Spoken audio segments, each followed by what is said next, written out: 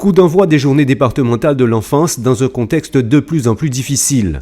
Un contexte où les enfants payent lourd tribut.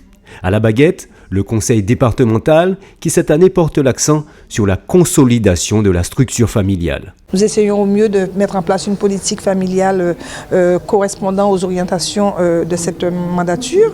Nous allons organiser très bientôt, vous l'avez entendu et la présidente l'a déjà suffisamment dit, les assises de la famille qui je pense sera un temps très fort où le citoyen sera un maillon fort de ces assises et où nous allons pouvoir poser des actes forts concernant la parentalité. Une collectivité chef de file dans la prise en charge des enfants et des familles en difficulté, l'occasion de rappeler qu'il existe des solutions, même quand tout ne va pas bien au sein de la famille.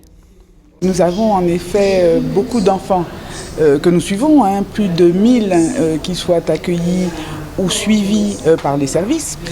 Il y a des enfants qui sont accueillis par les assistants familiaux, par les établissements tels que ceux que vous évoquiez à l'instant, celui que vous évoquiez à l'instant, la Maison départementale de l'enfance, mais également des établissements associatifs, des MEX, maisons d'enfants à caractère social, et des familles d'accueil qui sont aujourd'hui représentées. Les difficultés de la Maison départementale de l'enfance n'ont pas pu être écartées. Une situation qui démontre qu'il reste encore beaucoup à faire en matière d'accueil.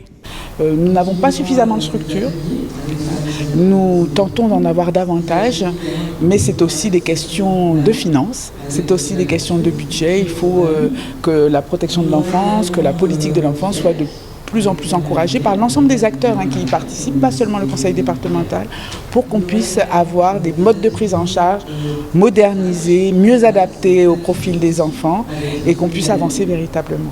C'est précisément dans cet objectif que 2 nouvelles unités de prise en charge, pouvant accueillir au total 24 adolescents, devraient bientôt voir le jour.